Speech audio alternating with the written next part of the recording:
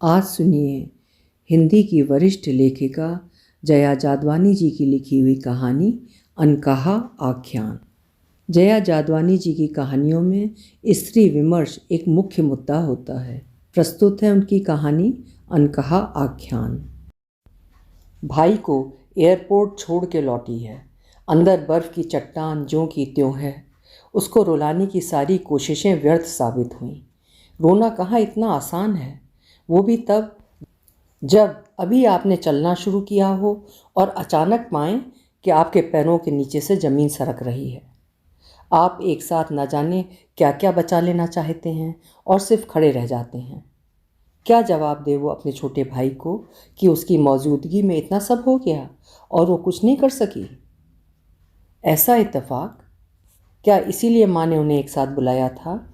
एक साथ तो वे हमेशा ही बुलाती थी उन्हें, ये 1 महीने साथ जीने के लिए। वो आ गई थी।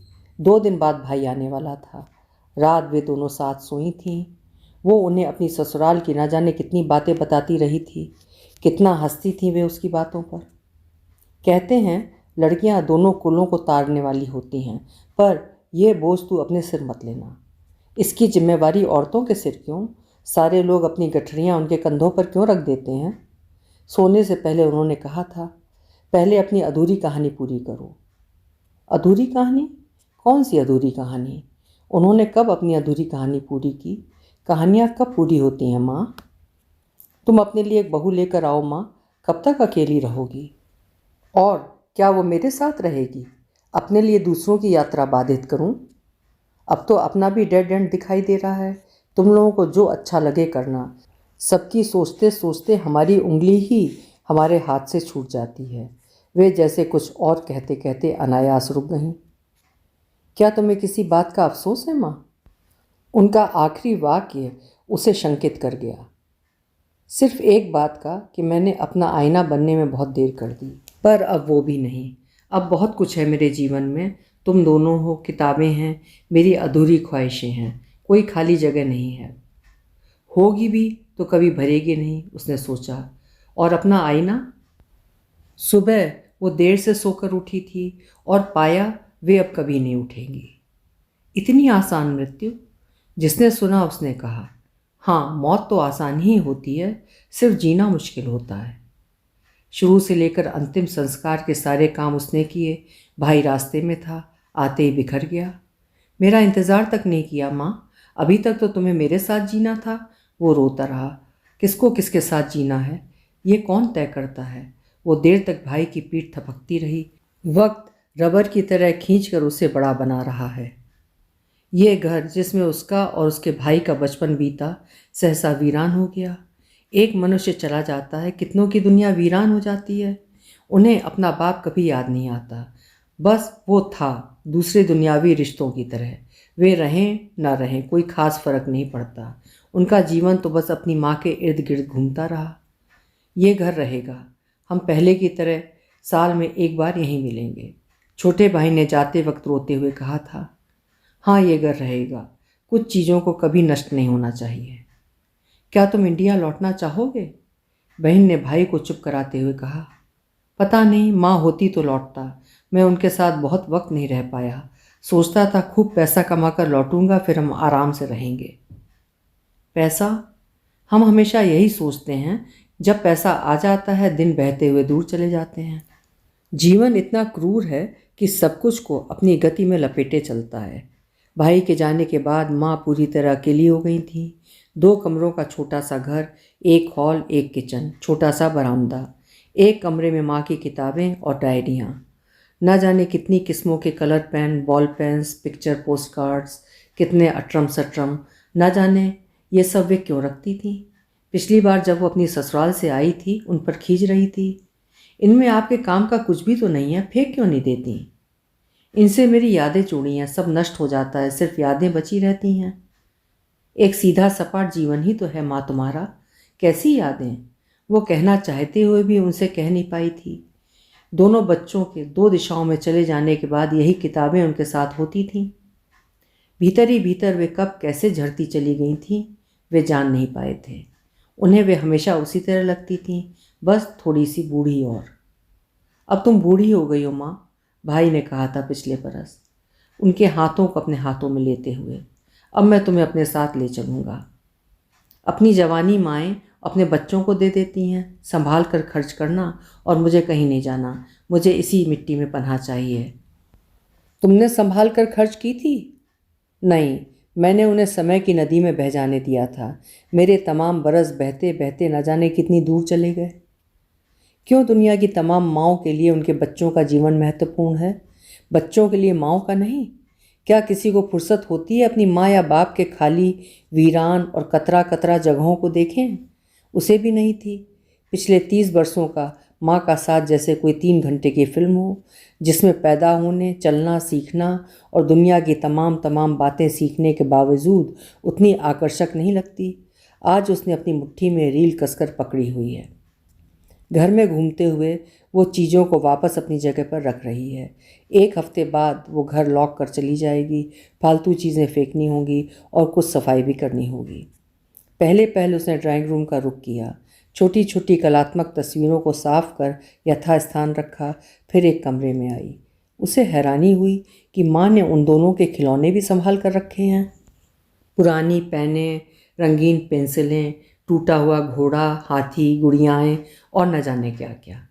कुछ एल्बम जिसमें अधिकतर तो माँ ने पुराने कैमरे से तस्वीरें ली हैं। बस वे दोनों ही हैं। शायद ये माँ के व्यक्तित्व और संस्कारों का ही प्रभाव हो कि वे भाई बहन आपस में कभी लदे नहीं, बल्कि दोनों के बीच काफ़ी स्नेह और सौहार्द का रिश्ता रहा है। सारे खिलौने निकाल उसने आसपास के बच्चों में बांट दिए। और भी बहुत कुछ सामान आधा हो गया। शाम होने को आई थी। किचन में जाकर झटपट कुछ बनाया उसने, खाया और अब उनके कमरे में आ गई। एक तन्हा औरत का जीवन किताबों से शुरू होकर किताबों पर ख़त्म होता है, वो भी उस औरत का जिसे बाहर की दुनिया से कोई सरोकार ना हो। वे अपनी दुनिया में मगन रहती थीं, किताबें, म्यूज़िक और चुनिंदा फिल्में। मैंने अपने जीवन में रोशनी इन्हीं किताबों से पाई है। ये मुझे मुझसे ज़्यादा जानती हैं, वे अक्सर कहा करती थी। आप बोर नहीं होती इनसे? कुछ लोगों से भी मेल मिलाप कर लिया करो, कहीं आया जाया करो। मैं इन्हीं के साथ घूम आती हूँ, इन्हीं के साथ 7 समंदर पार चली जाती हूँ। इतालो कॉल्विनो के साथ मैंने न जाने कितनी जगहों की सैर की है। तब वो उन्हें कुछ नहीं कहती। उसे इसी बात का संतोष था कि वे कभी अकेलेपन की शिकायत नहीं करती। बाप की मौत के बाद उन्हें अपनी माँ की तन्हाई की फिक्र होने लगी थी, पर उन्होंने बड़े सहज ढंग से लिया था। अपने चारों तरफ लोगों से घिरे होने के बावजूद कितने कम लोग अपना अस्तित्व बचा पाते हैं, ये उसे अभी समझ में आया। ऊपर शेल्फ पर धूल जमी थी, जहाँ न जाने कितनी हिंदी, इंग्लिश और उर्दू की डिक्शनरियाँ पड़ी थीं। वो हैरानी से सारी किताबों और डायरियों को देख रही थी। तभी तो वे हर विषय पर बड़े अधिकार से बात कर लेती थीं। कॉलेज और कभी कभी यूनिवर्सिटी में उन्हें गेस्ट लेक्चर देने के लिए बुलाया जाता था। हालांकि बच्चों ने उन्हें कभी इस तरह नहीं सुना था। एक दीवार से टिकी पूरी अलमारी उसने साफ कर दी। दर्शन के साथ मनोविज्ञान की ढेर सारी किताबें। कुछ किताबें तो पार्सल की शक्ल में बंधी पड़ी हैं, ना जाने कहाँ से आई हैं और खोली नहीं गई हैं, या जहाँ भेजना था भेजी नहीं गई हैं। उसने एक पार्सल खोल दिया। अंदर 3 नई नकोर किताबें थीं। एक पर बेहद साफ अक्षरों में लिखा था, सुशांत के लिए।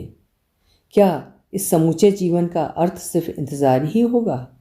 अच्छे दिनों का इंतज़ार, अच्छी कविता, कहानी, किसी अच्छी पुस्तक का इंतज़ार, बिछड़े दोस्त का इंतज़ार, इंतज़ार अज्ञात रहस्य के प्रकट होने का, अबूझ के खुलने का, उस परम प्रेम का इंतज़ार जो चांद सितारों के पार किसी जादुई दुनिया में ले जाएगा। लेकिन दबे पांव आती मौत कभी भी दबोच लेगी अपने पंजों में, तब भी दुनिया से दूर जाते हुए रहेगा इंतज़ार कि दोबारा इस दुनिया में आऊं कि ख़त्म हो ये अंतहीन इंतज़ार। ईवा। वो चकरा गई है। कौन है ये सुशांत? माँ की हैंड राइटिंग तो वो पहचानती है। उसने धड़कते दिल से दूसरी किताब खोली। उस पर लिखा था, आखिर कितना अद्भुत साम्य होता है तुम्हारी स्वप्नों, शब्दों और परम प्रेम में कि तीनों जैसा और जितना हम चाहते हैं उतना और वैसा हमें कभी हासिल नहीं होते। वो हमेशा मानो हमारे हाथों में आते आते कहीं दूर फिसल जाते हैं, और ये जानते हुए भी कि हम जीवन भर उनका अंतहीन इंतज़ार ही करते हैं कि वो हमारे पास कभी तो ज़रूर आएंगे। सुशांत के लिए, ईवा। उसका दिमाग जैसे सुन्न हो गया है। ये कौन सा रहस्य है रब्बा? उसके हाथों ने बेसाख्ता तीसरी किताब खोली। लिखा था, जिंदगी की सांझ में मिले हो, दोपहर में मिले होते तो दोपहर का तेज देख लिया होता। हो सकता है जरा सी देर बाद रात हो जाए और बर्फ पड़ने लगे। कभी अनजी दोपहरें भी बर्फ की छाती के कैद में जिंदा रहती हैं। हथेली से छूकर देखना, बर्फ पिघलने लगेगी। और कभी हम अपनी जलती दोपहरों दियों सी समय की नदी में सिरा आते हैं। पता नहीं नियति सूखे मरुस्थल में बारिश क्यों करा रही है। एक स्वप्न, एक अंतहीन प्रार्थना। बहुत देर तक वो स्तब्ध बैठी रह गई। क्या माँ के जीवन में कुछ ऐसा भी था जो वो कभी नहीं जान पाए? ये एक अजीब एहसास था जिसे वो किसी से कह भी नहीं सकती। डगमगाते कदमों से वो माँ के सिरहाने की ओर बढ़ी। 4-5 किताबों, जिसमें एक भगवत गीता और एक ओल्ड मैन एंड द सी भी थी। इसके अलावा 2 डायरियाँ थीं। उसने अपने हाथों में थमी डायरियों को देखा। ये किसी के पर्सनल जीवन का जीवित दस्तावेज हैं। उसने एक डायरी खोली जिसमें दैनिक दिनचर्या के अलावा विचारों की आवाजाही, पढ़ी हुई किताबों के अंश, बच्चों की बाबत भावुकतापूर्ण कथन आदि थे। एक जगह जहाँ लिखा हुआ था, वो जो मैं हूँ। उसने अनायास पढ़ना शुरू किया। सबसे पहले एक कविता थी। इसे और कहाँ ले जाऊं, जगहें बदल कर देख चुकी, ना जाने कितनी, अब रूह पर यह जिस्म भी एक बोझ है। मेरी देह में जो स्मृतियां हैं उसमें एक स्मृति मेरे होने की है, सबसे नीचे दबी हुई। दूसरी स्मृतियां कभी नींद में सपनों की परछाई सी गुजर जाती हैं। ये स्मृति इतनी दबा दी गई हैं कि इसे उघाड़ने के लिए ऊपर का कचरा साफ करना जरूरी है। वो हैरानी सी अधमरी हो गई। ये संसार अपनी माँ का वे जरा भी नहीं जानते। इन किताबों को उन्होंने कभी नहीं पढ़ा। दोनों भाई बहन ने बीई करने के बाद MS MBA किया और अपनी अपनी जॉब पकड़कर उसमें दूर चले गए। किसी भी तरह की कला को फालतू की वक्त काटी समझते रहे हैं। जो इस रेस में कुछ नहीं कर सकता खुद को कलाकार समझने लगता है।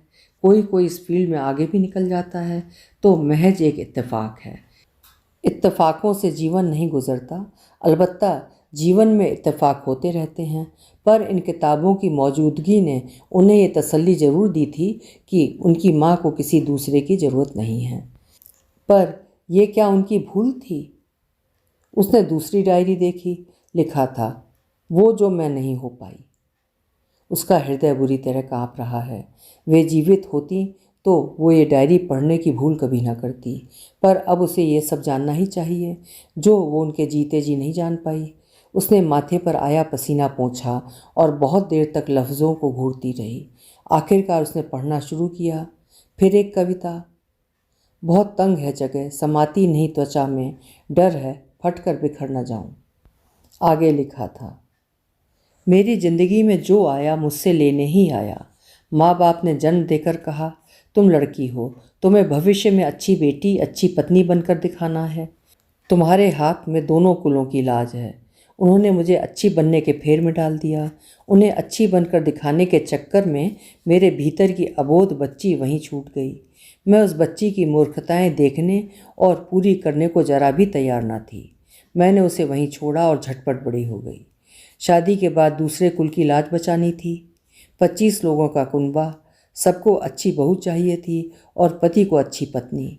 जैसे पेट की भूख के लिए अच्छा खाना चाहिए, वैसे तन की भूख मिटाने के लिए अच्छा साथी। मैं दिन में अच्छा खाना बनाती और रात में खुद को एक अच्छे खाने की थाली में तब्दील कर लेती। कीमत वे दे ही देते थे। आजकल थालियाँ जरा महंगी हो गई हैं, उस वक्त काफ़ी सस्ती होती थी। 2 जून का खाना और 2-4 कपड़े।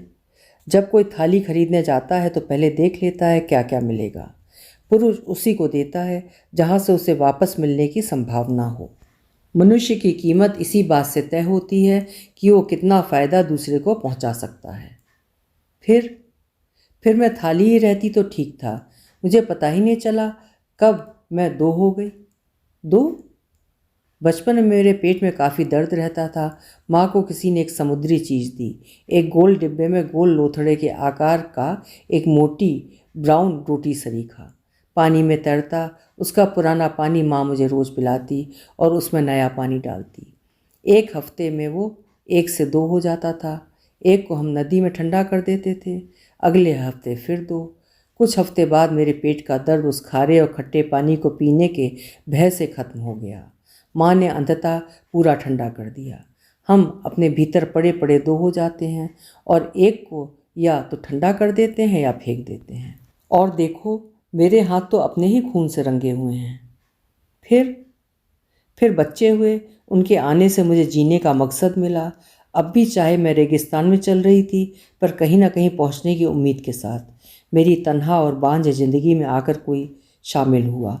अब मेरी थाली में मेरे बच्चे भी खाते थे, पर थाली बनने की नीयत में कोई फ़र्क नहीं आया। कुनबा टूटा, सब अपनी अपनी थालियां लेकर चले गए।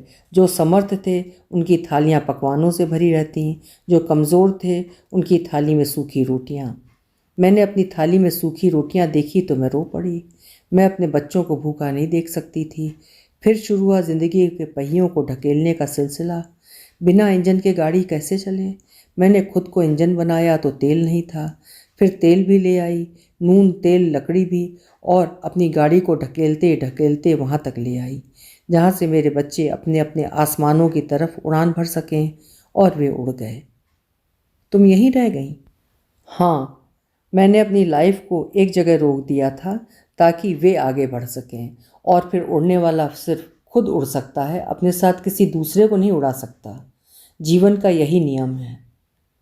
फिर तुम रह गई? हाँ, मैंने कहा ना, जो आया कुछ ना कुछ लेने आया, देने कोई नहीं आया। तन को मारकर फेंक दिया था मैंने, पर मन को मार ना सकी। पता नहीं कैसे जिंदा बच गया। योजनाएं तो कत्ल की बहुत बनाई। अंधेरे बंद तहखानों में रखा, पत्थरों से सिर कुचल दिया, समंदरों में फेंक दिया, मरे हुए बच्चे सा गड्ढों में दबा दिया। पर देखो ना, सांस अभी तक चल रही है। ये कौन है जो मेरे साथ चल रहा था, पर मुझे उसका पता ही नहीं चला। अब मेरी थाली में से ये भी मांगने लगी है। कहती है बरसों से मैंने कुछ खाया नहीं है। मैं बरसों से एक ऐसे मनुष्य की तलाश में हूँ जिसकी गंध से मुझे अपने होने का पता चले, अपनी भूख का पता चले। अब इसने मुझे नए संकट में डाल दिया है। क्या ये वही है जो मृत्यु के बाद भी रहता है और तुम्हें लौटा ले आता है, फिर खुद को पूरा करने के लिए? इसका मतलब हमारा ये अधूरा हिस्सा पूर्णता की लालसा में दुगने वेग से वापस लौटना चाहता है। पूरा होना क्या है, पहली बार उसने सोचा। उसे लगा उसका दम घुट जाएगा। वो खड़ी हो गई, भीतर की चट्टान को जोर से धक्का दिया। वो हिली तक नहीं, वो सुन्न वहीं वापस लौटी। उसने एक साथ कई पन्ने पलटे। मेरी पीड़ा मुझे आहिस्ता आहिस्ता खा रही है। पीड़ा इस बात की नहीं है कि मेरे पास कुछ कम है। पीड़ा इस बात की है कि जो भी मेरे पास है वो लेने कोई नहीं आया। मैं अपने तमाम हरे पत्तों का बोझ संभाले सदियों से तन्हा खड़ी हूँ। पत्ते सूख कर धीरे धीरे झड़ रहे हैं, मैं सिर्फ देख रही हूँ। तुम्हें ऐसी चीज़ें क्यों मिलती हैं जिनकी किसी को ज़रूरत नहीं होती और जिनके बोझ से तुम जीवन भर छटपटाते रहते हो? एक विराट असहनीय खालीपन, चूहे सा आहिस्ता आहिस्ता कुतरता। क्यों नहीं जान पाई वो वक्त रहते? क्या मनुष्य का इतिहास उसकी अंतहीन भूलों का इतिहास है? आगे बढ़ना उसकी व्यवस्था थी। ओ माँ, तुम हमें क्यों नहीं दिखाई दी? क्या हम कुछ कर सकते थे? इतना असहनीय बोझ था उसकी छाती पर। उसका जी किया कि वो जोर से चिल्लाए, चिल्लाती जाए, चिल्लाती जाए, जब तक उसकी छाती पर पड़ी ये बर्फ़ की सिल टुकड़े टुकड़े ना हो जाए। उसने आगे पढ़ा। इतना शोर था कि मुझे अपनी आवाज़ सुनाई नहीं पड़ी। इतने रास्ते थे कि अपना रास्ता भूल गई। इतने लोग हैं कि मेरा सूनापन हर लम्हा बढ़ता जा रहा है। दुनियावी रास्ते इतने लंबे क्यों होते हैं कि ख़त्म ही नहीं होते? अपनी एक छोटी सी पगडंडी इतनी भीतर क्यों होती है कि दिखाई नहीं देती? तपते रेगिस्तान के नीचे भी पानी के सोते हो सकते हैं, ये कब पता चलता है? तब जब किसी के पैरों की थाप से आपके भीतर पानी की हिलोरें उठने लगती हैं। इसका क्या मतलब है, उसने ठहर कर सोचा। आज यूनिवर्सिटी में फ्रायड के बाद पर सेमिनार था। मैं फ्रायड से कभी सहमत नहीं हो पाई। वो इंसानी वजूद का सिर्फ एक हिस्सा देख पाया था।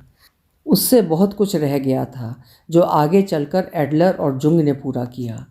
फ्रायड ने मनुष्य के असंस्कृत सेल्फ को भले ही एक्सप्लेन किया हो, पर वो मनुष्य में श्रेष्ठत्व नहीं ढूंढ पाया, और वो ढूंढा जुंग ने। जुंग की तरह मैं मानती हूँ मनुष्य के जीवन प्रक्रिया की चरम उपलब्धि है आत्मोपलब्धि। पर कैसे? हमारी प्रॉब्लम क्या नहीं है, हमारी प्रॉब्लम है कैसे। वो पढ़ती गई पढ़ती गई पढ़ती गई। Hello, yes, is that Sushant? Yes speaking. I am Srishti. वो एक क्षण रुकी, फिर एक झटके से कह गई, ईवाज डॉटर। ओ। कुछ देर खामोशी छा गई। How are you? Everything is fine? उधर से आहिस्ता से पूछा गया कोमल स्वर में। मामा इज़ नो मोर, उसने लड़खड़ाती आवाज़ में कहा। पहली बार बात कर रही हूँ और ये कैसी सूचना दे रही हूँ? नो। एक स्वर टूट गया, एक सांस टूट गई। वो चुप रही। सब कुछ पत्थर ही तो है भीतर, ठंडी बर्फ, एक भी सब्ज पत्ता नहीं। कब? उधर से एक टूटती आवाज़ ने पूछा। उसने बता दिया। May I come to your home? That's why I am calling you. She told you something? No, her diary tells me something. I will reach tomorrow evening. Okay, उसने फ़ोन रख दिया। जब हम अनायास सामने आ रही राह पर चलना शुरू करते हैं तो नहीं जानना चाहते आगे कौन सा मोड़ आने वाला है, न ये कि इस राह पर कितनी देर चलेंगे या फिर लौट आएंगे। उस दिन एक सेमिनार था, स्टूडेंट ज़्यादा थे, जानकार कम। ईवा ने कोई लेक्चर नहीं दिया था, अपने कुछ एक्सपीरियंसेस शेयर किए थे और पैरासाइकोलॉजी की बात करते हुए उसने जो प्रश्न उठाए थे उसका जवाब किसी के पास नहीं था। सब कुछ जैसे एक रहस्य के आवरण में लिपटा हुआ सा लग रहा था। मुझे अभी भी याद है उसने कहा था, हम वही बोलते हैं जो हमें पढ़ाया गया है, जो हमने पढ़ लिया है, जो रट लिया गया है, पर सबके पीछे हमारा अपना ओरिजिनल दब गया है। कोई भी सिद्धांत सबके लिए नहीं, बस कुछ लोगों के लिए है। हमें कैसे पता चले कि हम कौन हैं और हमें क्या चाहिए? जितने ज़्यादा विकल्प हैं हमारे पास, हम उतने ही ज़्यादा कन्फ्यूज्ड हैं। हमें खुद अपने कोरे कागज़ पर कौन सी इबारत लिखनी है, क्या हम जानते हैं? या कि ये कागज़ भी हमने औरों के हवाले कर रखा है? वे आहिस्ता आहिस्ता कहते जा रहे थे। वो, उसकी माँ का प्रेमी, वो उसे बेहद ध्यान से देख रही है। एक प्रौढ़ और सौम्य व्यक्ति, खुलता हुआ रंग, खाली और सूनी आँखें। आधी सदी गुजार चुका होगा। वो आज दोपहर आया है। सारी सुबह उसे ये सोचकर बेहद अजीब और किसी हद तक शर्मनाक भी लगता रहा कि वो अपनी माँ के प्रेमी से मिल रही है। क्यों? अगर ऐसा है भी तो क्या बचता है जानने को? वो अपनी गले गले तक जमी बर्फ़ की सिल नज़रअंदाज करते हुए सोचती है, इससे बेहतर क्या ये नहीं कि समूची बात पर पर्दा पड़ा रहे, जैसे आज तक पड़ा रहा था। फिर लगा नहीं, ऐसी कौन सी जगह है मनुष्य के भीतर जो किसी को दिखाई नहीं देती और जो इतनी वीरान होती हैं, किसी के कदमों की आहट से भी जी उठती हैं। क्या माँ के बाद माँ को नहीं जानना चाहिए? और ये शख्स जो वहाँ तक पहुँच गया जहाँ तक उसके बच्चे भी नहीं पहुँच सके। कैसा लग रहा है तुम्हें? डायरी पढ़ते हुए उसने स्वयं से पूछा था। Nothing special, sometimes it happens, उसके भीतर किसी ने कहा।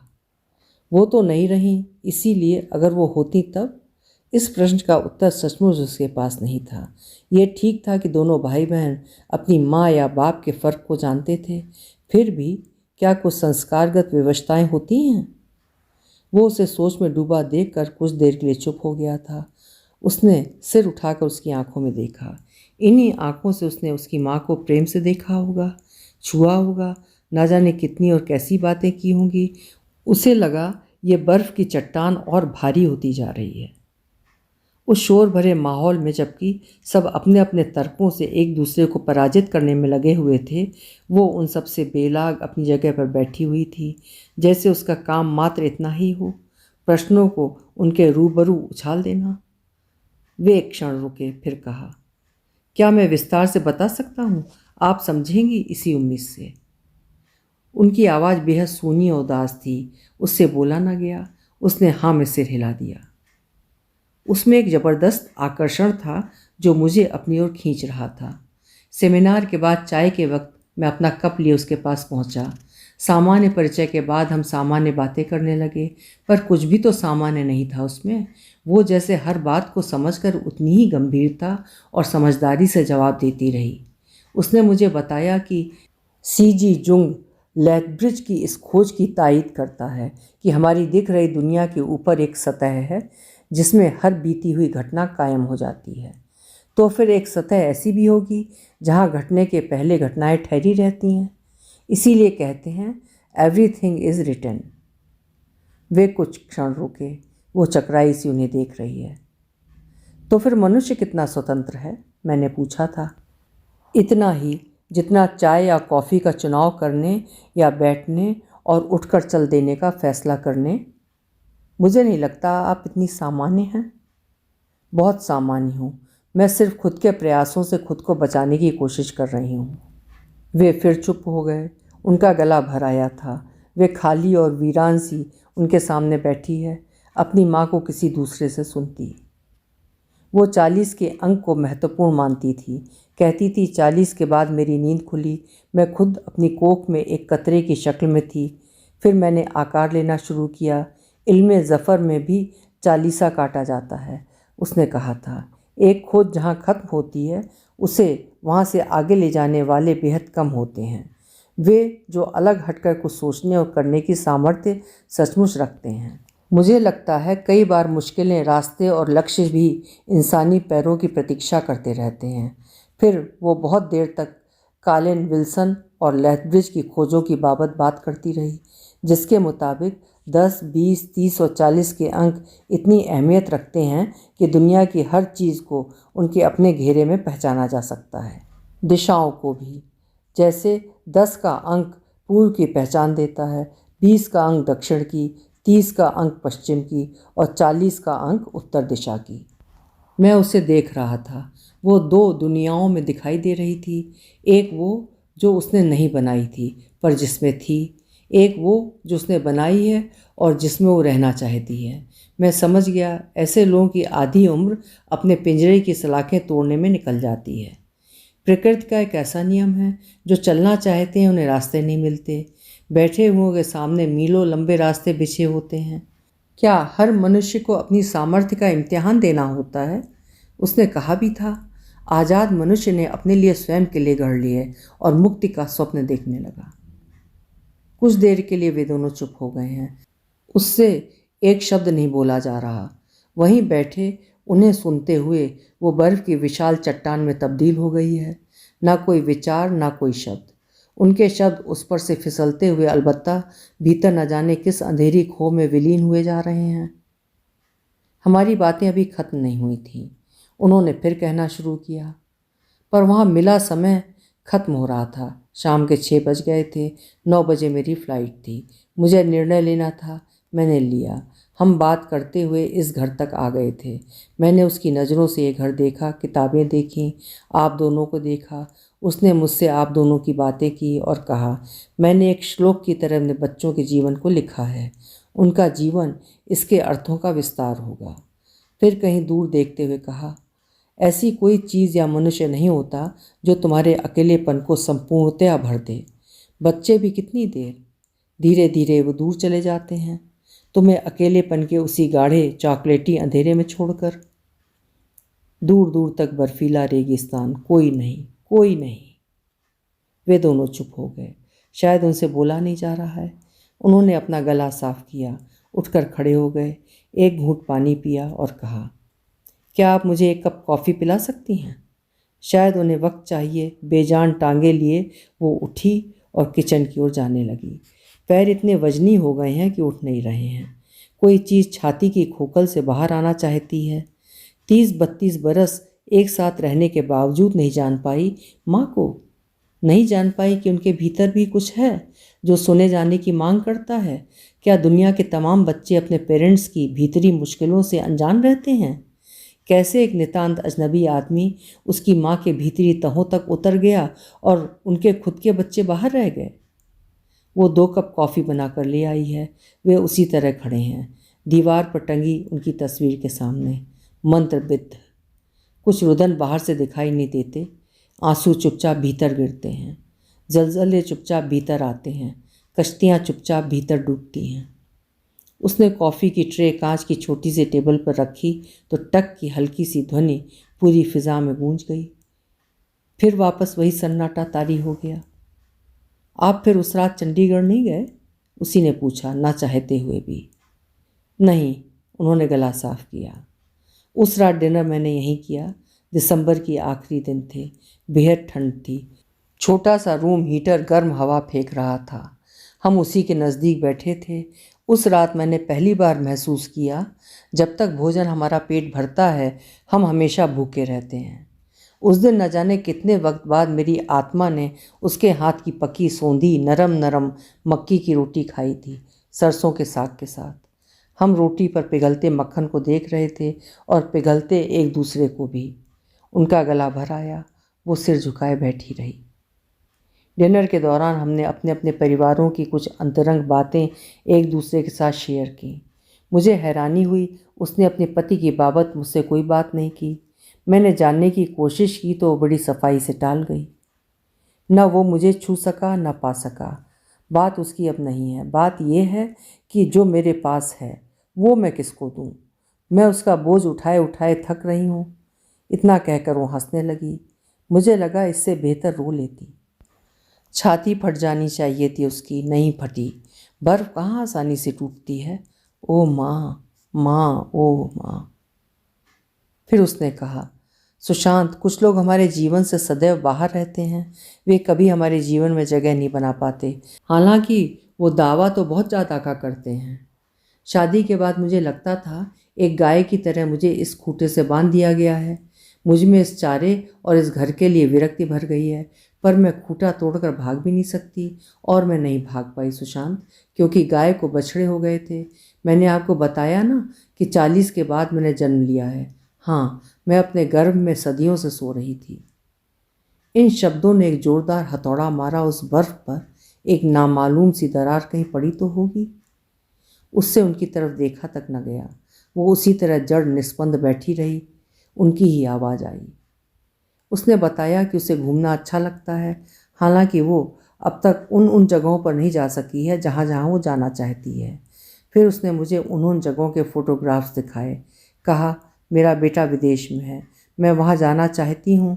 फिर सोचती हूँ उसका अपना जीवन होगा, वो किसी प्रकार का बंधन तो महसूस नहीं करेगा। क्या हम बच्चे इसलिए चाहते हैं सुशांत कि वो बुढ़ापे में हमारी देखभाल करें या हमारा सहारा बने? नहीं, ये बाहरी व्यवस्थाएं हो सकती हैं और इनसे निपटा भी जा सकता है। हम बच्चे इसलिए चाहते हैं कि वे हमारी आत्मा भरते हैं।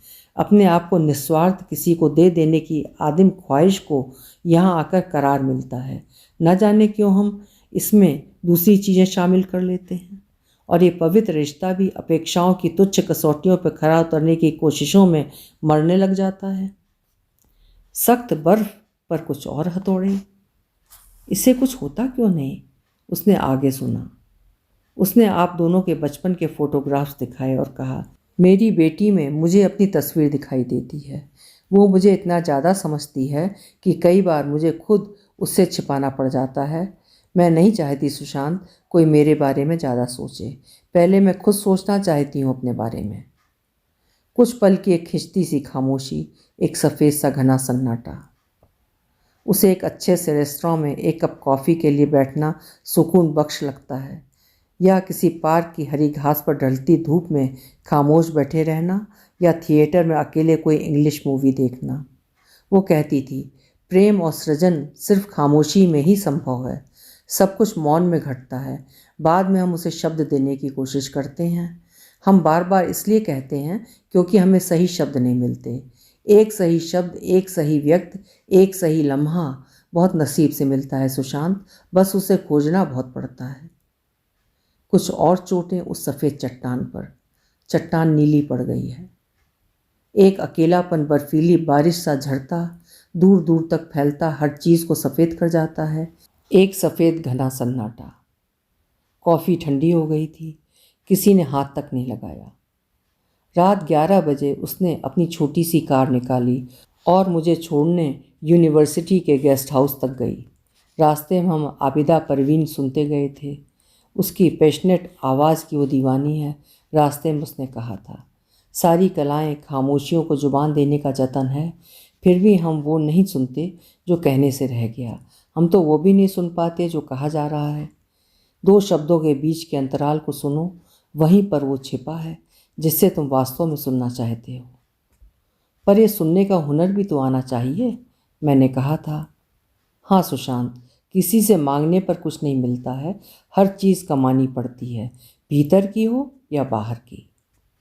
मैं जान गया था इसमें बहुत सी चीज़ें छिपी हैं जो मैंने इससे पहले किसी में नहीं देखी। मुझे उस वक्त लग रहा था जैसे किन्हीं अदृश्य हाथों ने मेरे कलेजे को जकड़ लिया हो और अब मैं इस आकर्षण से कभी नहीं छूट पाऊंगा। बात देह की नहीं थी, मैंने देहें बहुत देखी हैं। जब देह छोड़ने से सब कुछ छूट जाए तो समझो अच्छे छूटे। बात उससे आगे की है। आवाज़ में न जाने कितने समंदरों का खारा पानी था। उनसे और नहीं बैठा गया। वे उठे, ठंडी कॉफ़ी लेकर किचन में चले गए। पानी गिरने की आवाज़ आती रही, शायद मुंह धो रहे हों। जितना दुख वे बाहर उलीझते होंगे, उससे कहीं ज़्यादा दुख किसी अदृश्य सुराख से उनके भीतर बढ़ता जाता होगा। थोड़ी देर बाद खटर पटर की आवाज़ें आती रहीं, शायद गर्म कर रहे हैं या दूसरी बना रहे हैं। उसने अपनी जगह बदलनी चाहिए, इधर उधर मोड़ा खुद को, नहीं हुआ तो वैसी ही बैठी रही। उनके भीतर घनी चुप्पी थी, घनी अंधेरी चुप्पी। वे 2 दिन हमने साथ बिताए। उन्होंने गर्म कॉफ़ी का एक कप उसके सामने रख दिया, पानी भी। हम सुबह तैयार होकर घर से निकल जाते थे, दिन भर उसकी बताई जगहों पर घूमते, फिर रात को वापस आ जाते। वे कुछ क्षण रुके, फिर जब कहना शुरू किया उनकी आवाज़ कांपने लगी। इन 2 दिनों का विस्तार से नहीं बता पाऊंगा। मुझे लगता था ये मेरा नहीं, किसी और का जीवन है जो मुझे भूल चूक से मिल गया है, और जैसे ही उस दूसरे को याद आएगा वो मुझसे छीन लेगा। हम पूरी शिद्दत से जी रहे थे। तुमने किसी नवजात को माँ का दूध पीते देखा है? वो दोनों हाथों से माँ को पकड़ लेता है, अपने समूचे अस्तित्व से। उसके लिए जो है बस वही है। हमने वे 2 दिन उसी तरह पी लिए। उसके अंदर से फिर एक बहुत जोर का धक्का लगता है। क्या पता इसके नीचे क्या क्या है। वो सुन भी रही है माँ, और अपने जीवन को देख भी रही है। उन्हें खिलाती पिलाती, उन्हें पढ़ाती, उनका हौसला बढ़ाती, पीठ थपथपाती, सारी सारी रात जागकर उनकी हारी बीमारी दुख सुख में खड़ी रहती। अब समझ पा रही है उनकी वेदना। कितनी गहरी नींद में थी वो, देखते हुए को भी समूचा सत्य मान लेना। वो अक्सर उनसे कहती थी, माँ आराम से रहो, चैन से, अब आपके सब काम खत्म। वे हंस देती, कहती कुछ नहीं, एक बार ज़रूर कहा था। और मैं? क्या तुम? नहीं, कुछ नहीं। माएँ क्या सिर्फ गुजरे हुए का आख्यान होती हैं? जब मैं वापस लौट रहा था उसने कहा था, मुझे इस बात का दुख नहीं है कि हम ज़्यादा वक्त नहीं गुजार पाए साथ। इस बात की खुशी और मन में कृतज्ञता है कि इस काल चक्र की लंबी अवधि में हम कुछ वक्त के लिए ही सही साथ साथ चल सके। बरसों खटखटाने के बाद ज़िंदगी ने अपने दरवाजे मेरे लिए 2 दिन के लिए खोल दिए। थैंक्स ज़िंदगी, थैंक्स सुशांत। पहली हिचकी ने बहुत जोर का धक्का मारा। धक्का इतना तीव्र था कि चट्टानें भरभरा के गिर पड़ीं। जिधर देखो धंसती हुई बर्फ़, दूर दूर तक सफ़ेद बर्फ़। मैंने एक बार फिर से मिलना चाहा, उसने इनकार कर दिया। कहा, कुछ भी उसी तरह दोबारा नहीं जिया जा सकता। हमें उतना ही मिलता है जितना ठीक है। तुमने तो माँ गंवाई है सृष्टि, मैंने तो। अचानक उस बर्फीली चट्टानों को फोड़ता गर्म खारे पानी सा सोता फूट पड़ा। वो बिलक बिलक कर रो रही है, वो जो सबके समूचे प्रयासों के बाद भी नहीं रोई थी। बांध टूट गया है, पानी पूरे वेग से बह रहा है। ये पानी जो आगे चलकर एक नदी की शक्ल अख्तियार कर लेगा, औरत की खारे पानी की नदी। ना जाने कितनी औरतें इसी खारे पानी से अपने खेत सींचती हैं, ना जाने कितनी फसलें खारे पानी से पकती हैं। यही खारा पानी सूख कर उनकी छाती से उठता, बादल बनता और फिर समूची सृष्टि पर बरसता है, मीठा बनकर। अभी भी उसने देखा कोई इस खारे पानी में अपना मीठा पानी घोल रहा है। उसने रोते रोते उन्हें थैंक्स कहना चाहा, पर यह एक शब्द भी उस नदी के वेग में बह गया, जिस पर ऊपर से बर्फ़ की चट्टानें टूट टूट कर गिर रही थीं। अभी आप सुन रहे थे जया जादवानी जी की लिखी हुई कहानी अनकहा आख्यान। आशा है कहानी आपको पसंद आई होगी। कल फिर मिलेंगे। आपका समय शुभ हो।